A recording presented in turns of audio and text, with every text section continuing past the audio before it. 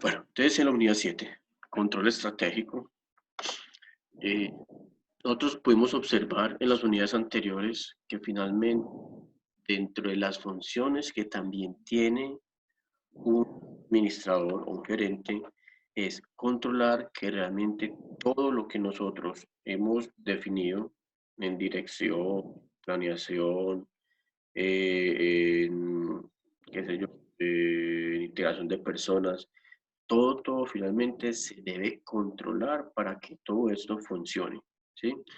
No en vano, dentro de la teoría clásica se habló que las funciones que tiene el administrador o gerentes es la parte de control. Sin embargo, cuando hablamos ya de control estratégico, este tiene una relación muy estrecha con lo que es la planeación. Recuerden en la unidad 4 cuando hablamos de planeación estratégica, es esta la que me permite vislumbrar o mirar qué se va a hacer en un tiempo determinado. Eso finalmente se hace a partir de los objetivos. Sin embargo, para garantizar que esos objetivos, que esa planeación realmente se cumpla, para eso está entonces el control estratégico. ¿Ves? Pero entonces miremos qué significa la palabra control. Es un proceso de vigilancia, ¿sí? ¿Para qué? Para que finalmente podamos corregir algún tipo de desviación, algún tipo de error. ¿Listo? Entonces, cuando hablamos de control, es esas actividades que finalmente dentro del proceso no aportan valor al proceso, pero sí son necesarios para que ese proceso no sufra algún tipo de desviación. ¿Listo? Esas mediciones o esa vigilancia lo hacemos a partir de unas mediciones que pueden ser a través de observación.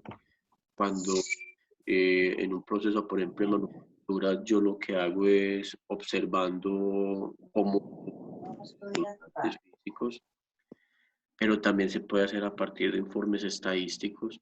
Informes estadísticos es analizando, ahorita vamos a ver algunos, algún tipo de desviación y ahí es donde me doy cuenta si existe algún error.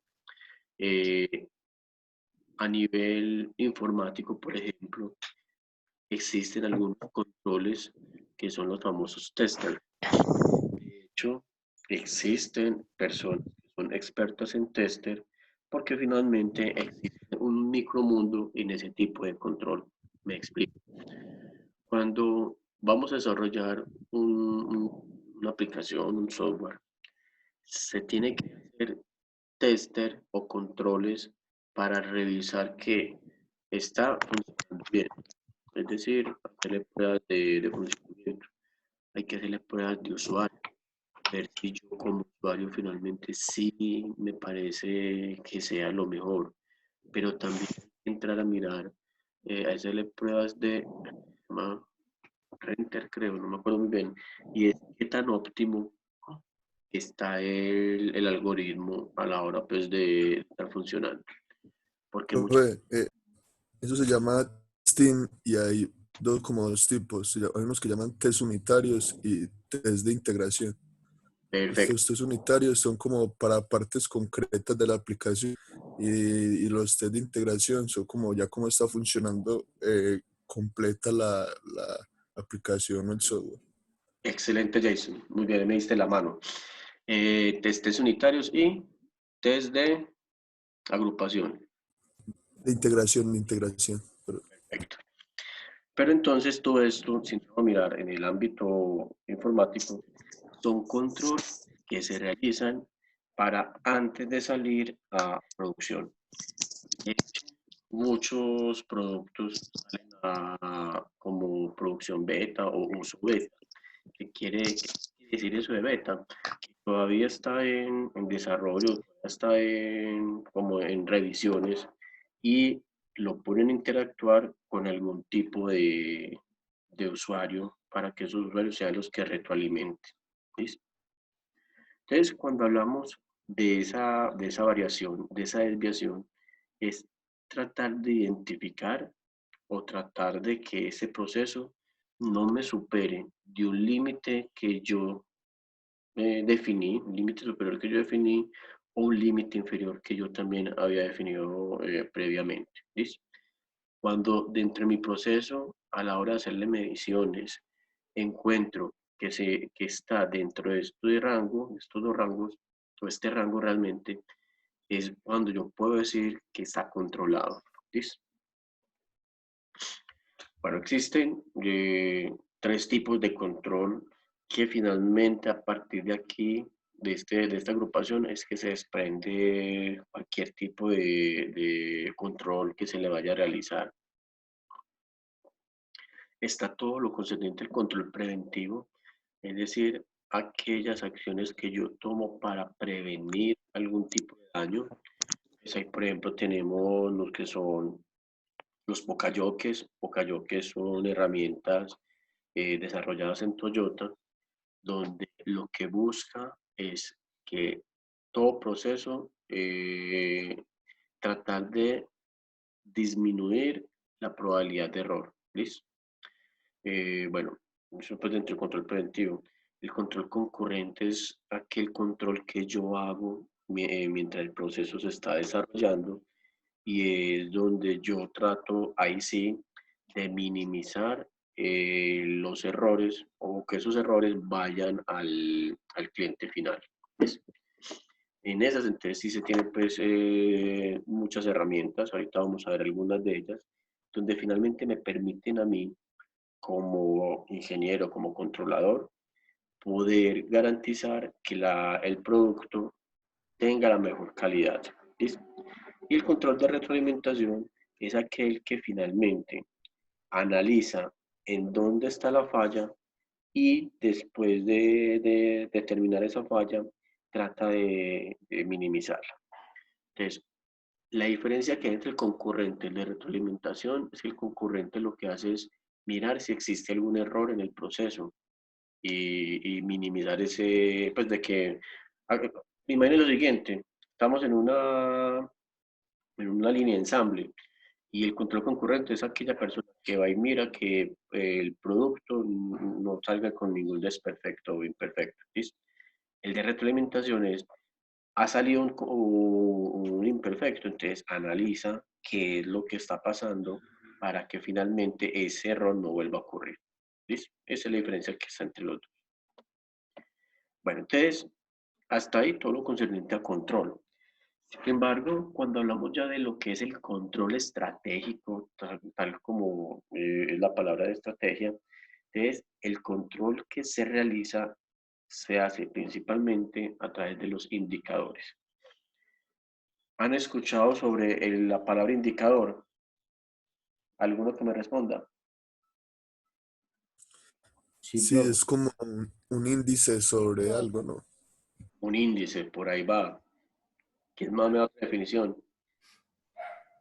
Es como las indicaciones de algo, de un proceso. Indicación, bueno, eso está muy parecido a la palabra indicador. Aquí el pastel. Es un distintivo que me permite señalar cómo está una variable. ¿Listo? ¿Y por qué cuando hablamos de un indicador la definición es tan simple? Porque finalmente soy yo, como controlador, el que defino cómo va a ser ese indicador. Por ejemplo, un indicador puede ser un semáforo. Un semáforo me indica o me da un distintivo de cuándo debo parar o cuándo debo seguir. ¿Listo? Un indicador puede ser, por ejemplo, un bombillo en un aparato electrónico en el cual me está indicando si está prendido o no. ¿Listo? Entonces, miremos que el indicador, que eso puede ser a partir de un control visual o a partir de un control auditivo o a partir de un control escrito. Entonces, miramos eso. Realmente nos sirven es para finalmente definir cuando una variable, pues el estado de una variable, si esa variable está dentro de lo que yo considero que está bien o no. ¿Listo? Cuando hablamos entonces ya del indicador a nivel estratégico empresarial, entonces existen varios tipos de indicadores. Vamos a mirar algunos de ellos. Está el indicador de gestión financiera. Esos indicadores finalmente lo que me buscan es tratar de indicar o de definir qué tan saludable financieramente hablando se encuentra la organización. Entonces, hay indicadores de liquidez, donde lo que me está indicando es si la empresa tiene en ese momento dinero efectivo. Recuerden que efectivo no necesariamente es que lo tenga físico, sino que también lo pueda tener pues, en los bancos, en las cuentas. ¿Listo? Ese indicador de liquidez, que puede ser a partir de pruebas ácidas, a partir de pues, son nombres que le dan, lo que me determina o lo que busca es definir dentro de un rango o una meta qué porcentaje se encuentra. Pongo un ejemplo. Yo tengo como meta financiera tener una liquidez de 100 millones de pesos. Si yo dentro de una revisión encuentro que estoy en 30 millones, quiere decir que tengo, mi indicador está a un 30%. ¿Listo? Entonces aquí viene un segundo elemento y es que todo indicador debe también tener una meta en la cual se va a comparar. ¿Listo? El indicador de apalancamiento es también una forma de revisar qué tanto nivel de endeudamiento puede tener una organización, qué tanto dinero puede disponer, no efectivo, pero puede disponer a la hora de algún tipo de inversión. Y es aquí donde pongo el ejemplo de la universidad. La universidad, digamos que tiene liquidez baja, porque finalmente la forma como en su casi 80-90% de sus ingresos es a partir de las matrículas. Sin embargo, tiene un nivel de apalancamiento, un nivel de endeudamiento muy alto que le permite a partir de ahí poder desarrollar proyectos. ¿Listo? Entonces, si bien el indicador de liquidez es de un indicador de salud financiera, ese se puede contrarrestar con el nivel de endeudamiento o de apalancamiento. Existen otros indicadores como el de rentabilidad y entre esos está uno que es muy famoso que es ay se me olvidó, es el indicador ay se me olvidó el EVA, ay bueno, se me olvidó en este preciso instante, lo tengo aquí en la punta de la lengua. Ahora que me acuerde no me devuelvo y les digo. Ese indicador que no me acuerdo el nombre, lo que mide es cómo está la utilidad de la empresa frente al patrimonio que tiene, es decir, frente al dinero invertido que tiene. Y ese es un indicador que me permite a mí mirar si finalmente mi empresa es rentable o no. ¿Listo? Madre. Bueno, hay otros indicadores. Está la eficacia, que aquí viene una pregunta muy importante que se van a hacer ustedes en el transcurso de toda la carrera. De hecho, industriales, eso es una pregunta que se hace bastante y es, ¿qué es la eficacia? ¿Alguno que me conteste? Por ejemplo, medición de, digamos, en un producto, de no es ese producto, o qué nivel de me dice que está, No te escuché bien, Jason. por ejemplo, en un producto en eficacia sería nivel de resolución de ese problema. ¿Me lo está resolviendo? ¿No me lo está resolviendo? El 50, eso es como el nivel de eficacia. Sí, va por ese lado. Yo Realmente pienso más bien que es como la capacidad de como de alcanzar como un resultado, pues algo así. también va por ahí. De hecho, cuando hablamos que alguien es eficaz, es porque sin importar los medios, es alcanzar el objetivo. ¿Cuál es el objetivo de una organización? Tener una eficacia en sus procesos. Poder tener un cumplimiento de lo que se planeó. Listo. Entonces, por ejemplo, yo soy eficaz en el momento en que si yo como empresa me solicitaron vender 100 camisas y logré vender 100, entonces tengo una eficacia del 100%. Vendí 80, entonces tengo una eficacia del 80%. ¿Listo? Cuando hablamos de la eficacia es lograr cumplir con lo pactado o lograr cumplir con lo planeado. Y dentro de esos indicadores de eficacia se encuentran otros, que está, por ejemplo, el de calidad, y es cuando yo tengo, digamos que una meta de reclamos determinada. Está el de oportunidad, y es cuando yo puedo cumplir con mis tiempos de respuesta. El de comodidad, que es a partir de la medición de la satisfacción del cliente. También puede ser el de costo. ¿Listo? Pero aquí, bueno, ahí no está en la diapositiva, es finalmente un indicador de cumplimiento. ¿Listo? Y ahora miremos la contraparte, que es la eficiencia. ¿Cuánto soy yo eficiente?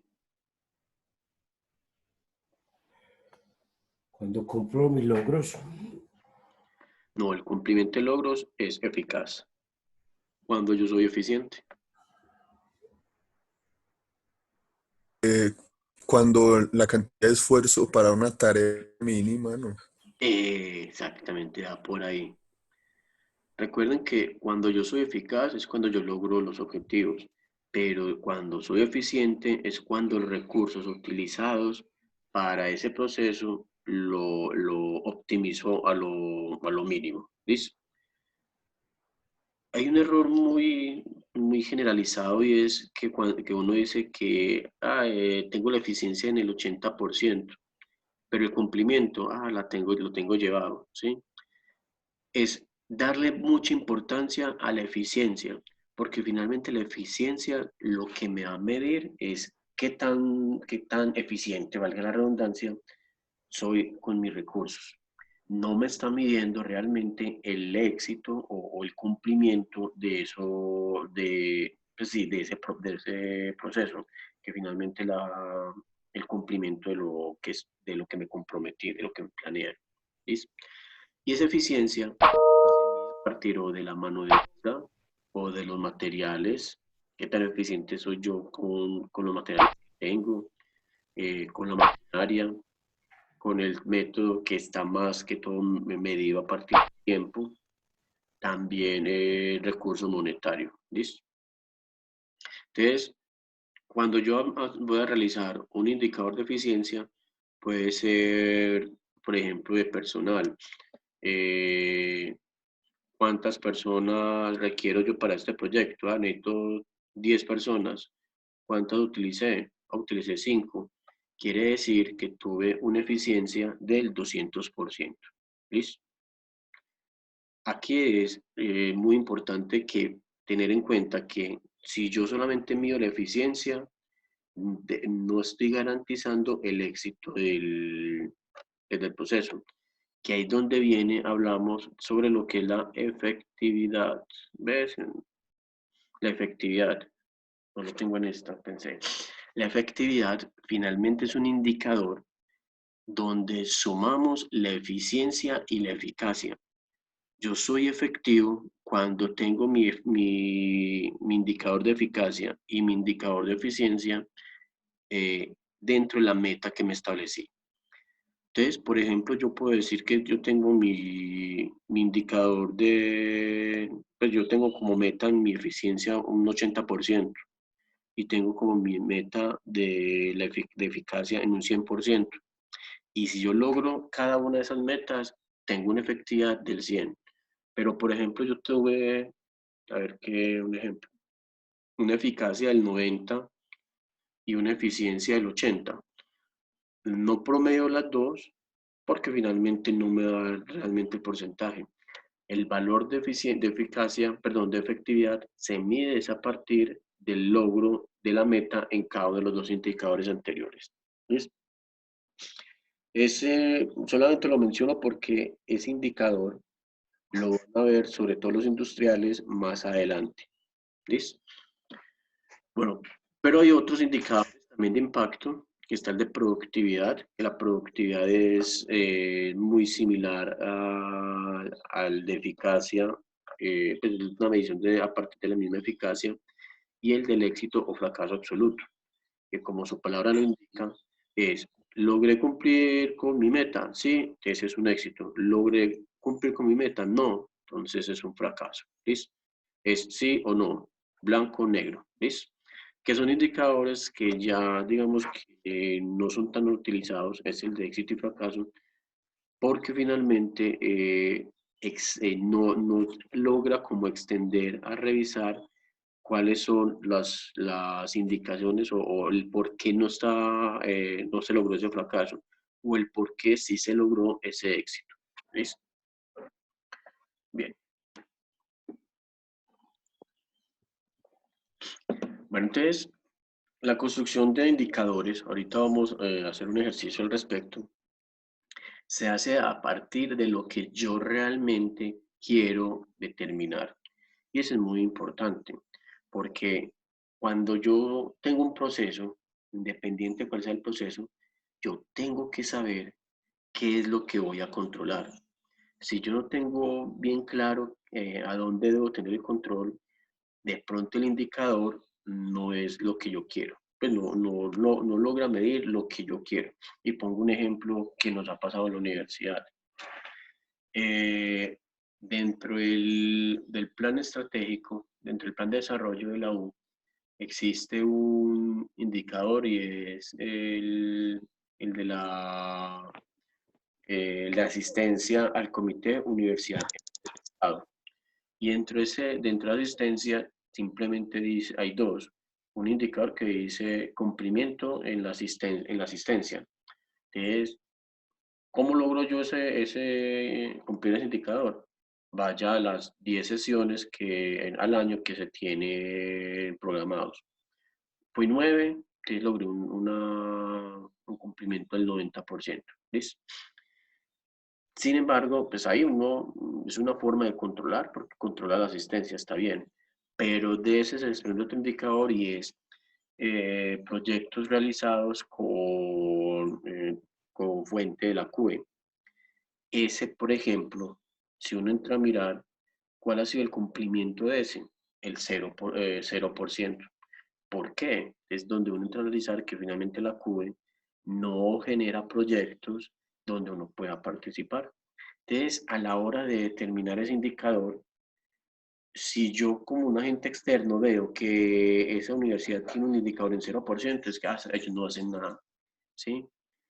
Entonces, al no conocer el proceso, finalmente generé un indicador que no me está midiendo lo que yo quiero. ¿Listo?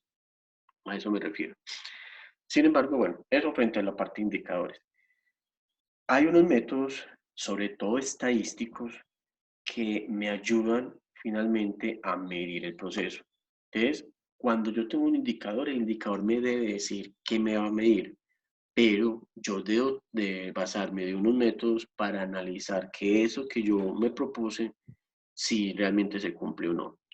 Y dentro de eso, entonces, tenemos el Balance Scorecard, los diagramas causa-efecto, los gráficos o el gráfico de Pareto o diagrama de Pareto, los diagramas de correlación, los histogramas de frecuencia y los gráficos de control. ¿Listo?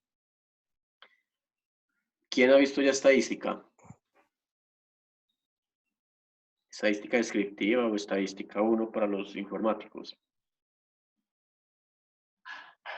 Yo sé que los informáticos ya deben haber visto estadística o lo deben estar viendo. Estamos viendo estadística. Yo la vi ya, profe.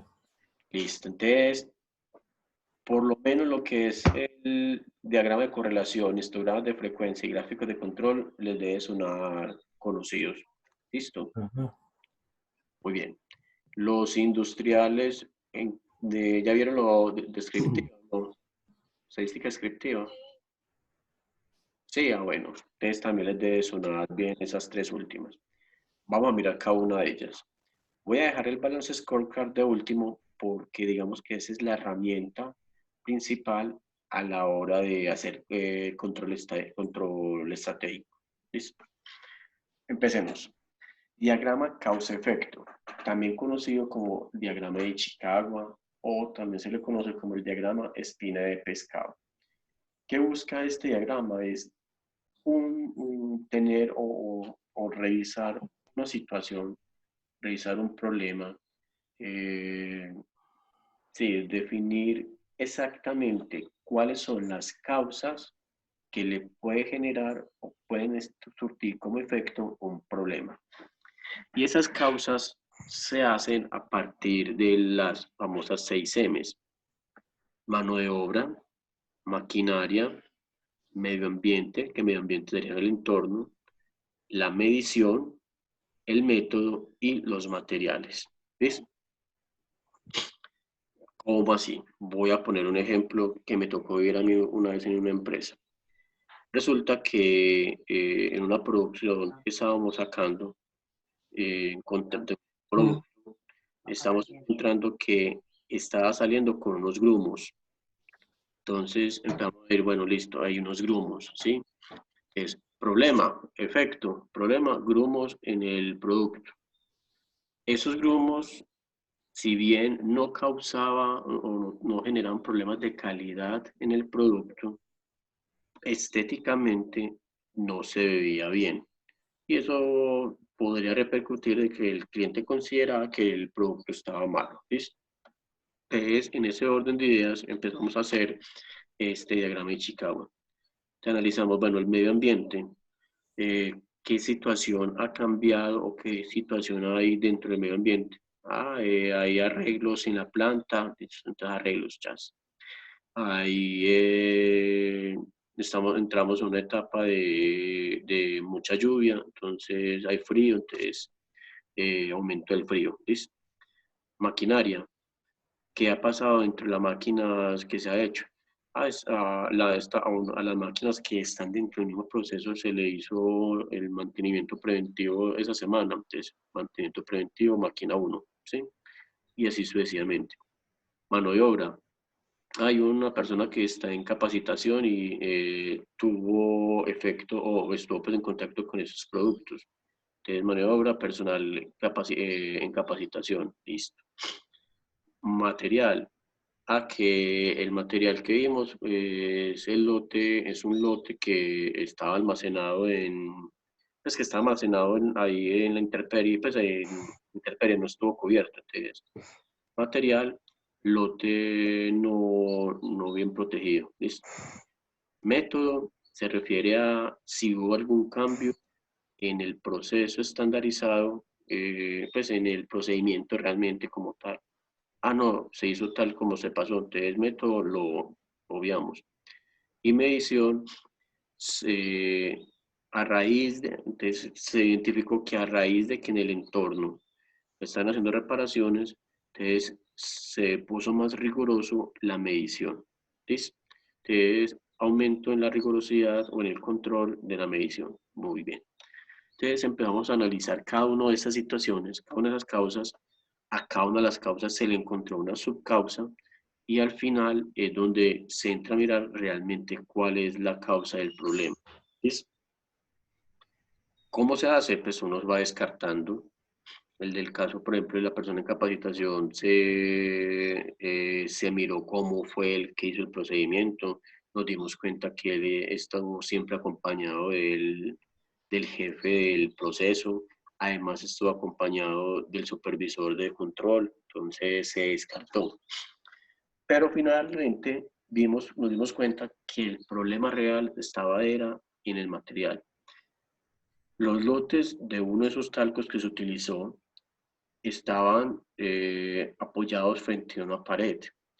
A raíz de que estaba lloviendo mucho, esa pared empezó a generar algún tipo de humedad, donde ese frío lo que hizo fue que los mismos lotes estaban empezándose como a generar pues como como unas bolitas, pues como endurecerse en bolitas.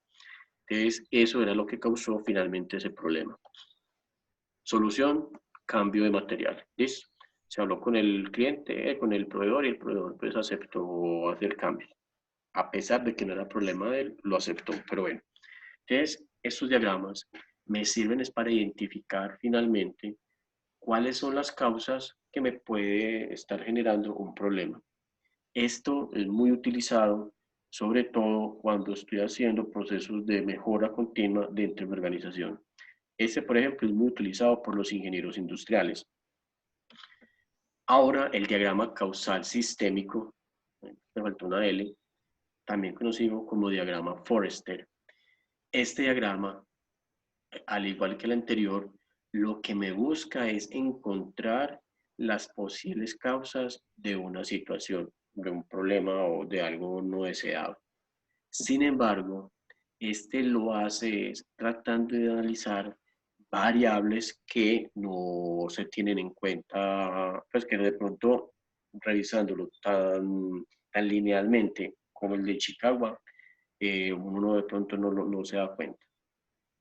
Este, por ejemplo, sí es muy utilizado por los ingenieros informáticos porque finalmente me permite, a través del pensamiento sistémico, que es una de las habilidades que se desarrolla o desarrolla el informático, tratar de determinar cuál es la verdadera causa. En este ejemplo, lo que estamos midiendo es la productividad. Y esta productividad finalmente está determinada por lo que es el bioetanol producido. Este bioetanol está involucrado a través de el transporte del bioetanol, pero también de la producción misma.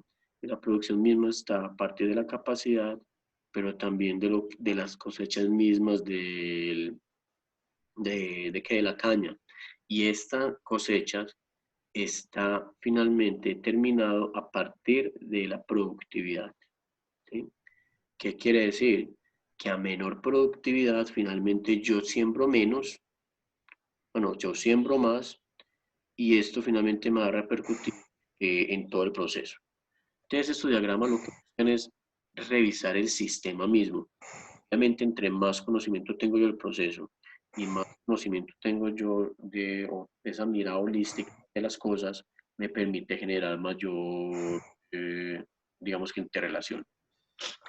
Otro ejemplo de diagrama causal sistémico, por ejemplo, la no aplicación. Cuando la ciudad de Medellín comenzó con el famoso pico y placa, eso es hace ya, ¿cuántos? 8 años, 9 años. Sí, más o menos.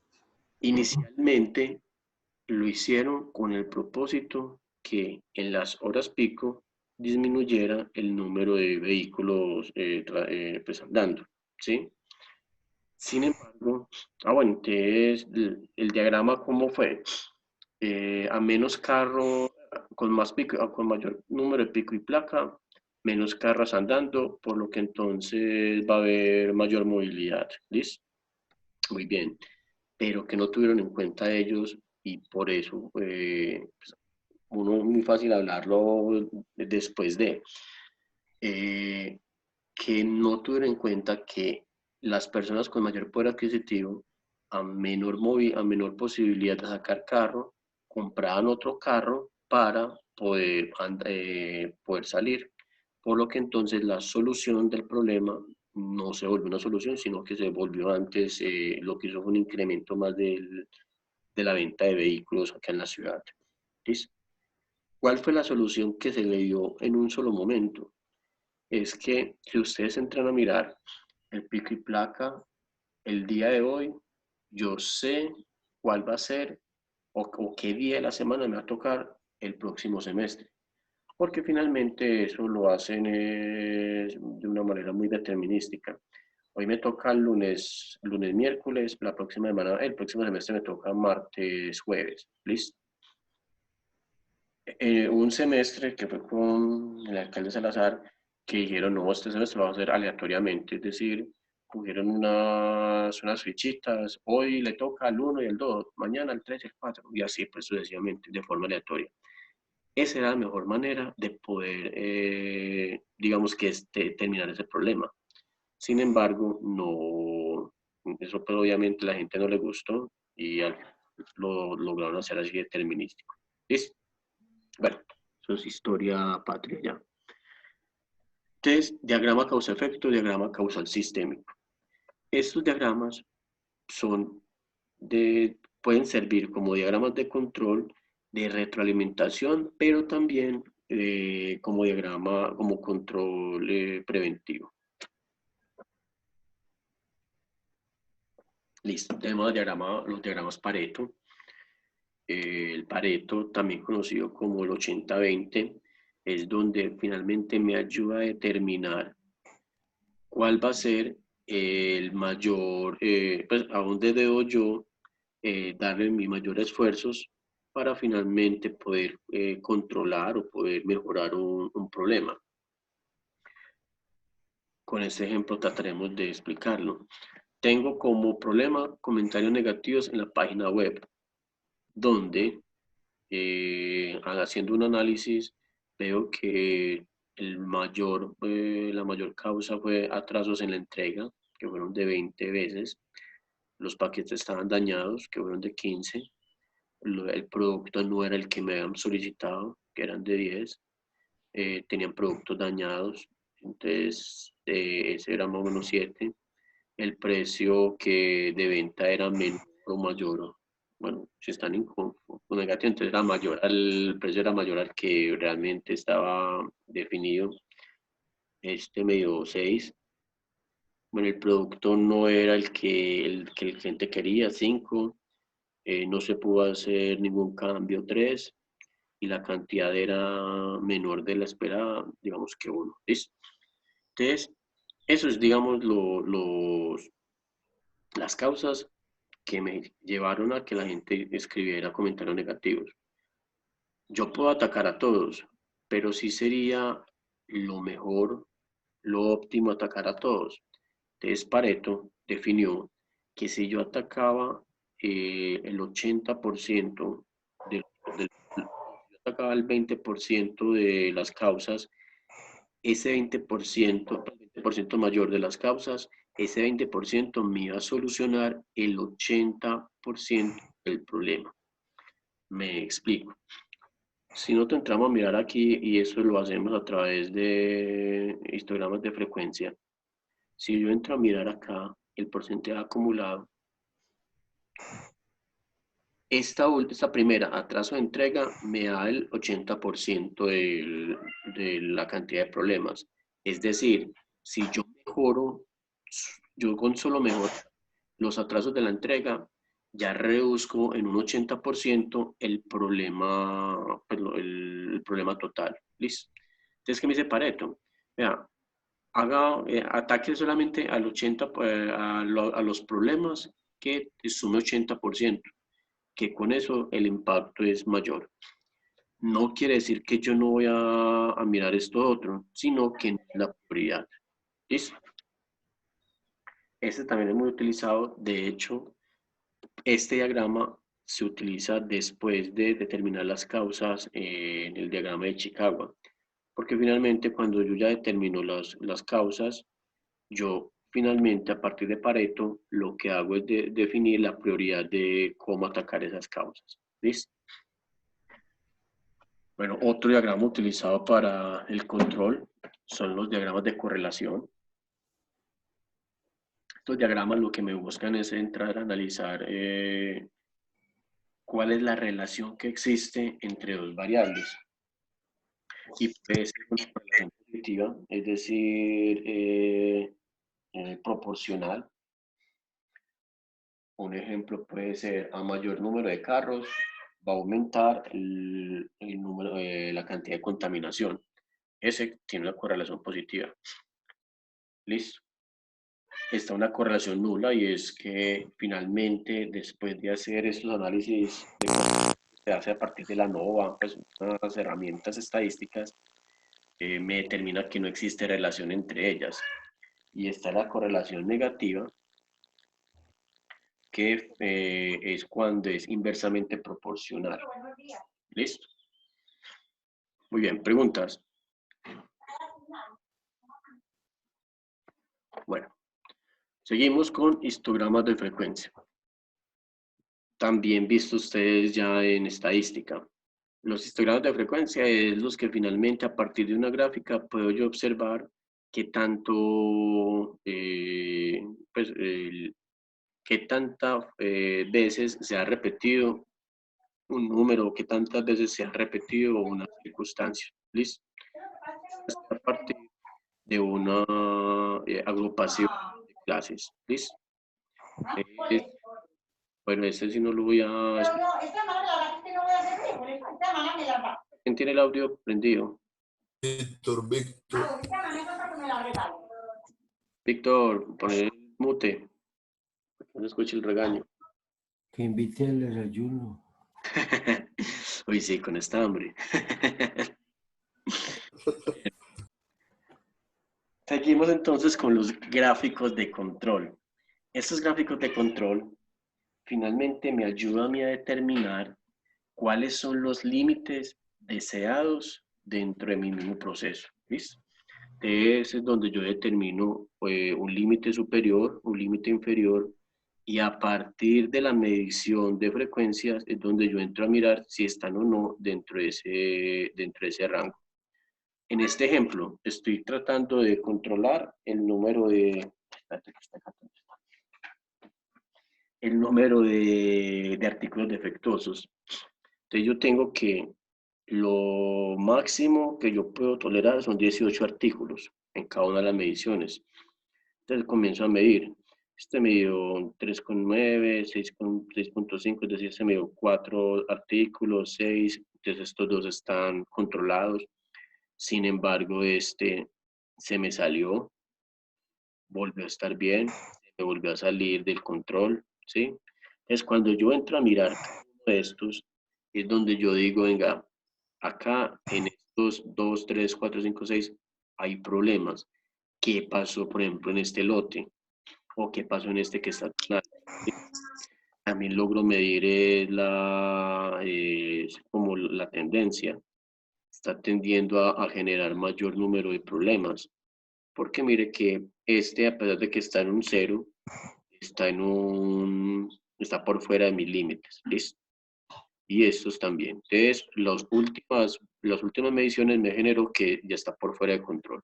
Entonces, estos gráficos me permiten también controlar el proceso para determinar si finalmente lo que yo estoy midiendo, lo que yo estoy a medir, si está dentro de mi control. ¿Solamente es para artículos defectuosos? No. Ahí yo puedo también controlar tiempos, también puedo controlar personal, puedo controlar número de códigos, por ejemplo, número de líneas en el código para los informáticos, por ejemplo. Entonces, esto sirve para cualquier tipo de área. ¿Listo? Muy bien. Preguntas hasta ahí.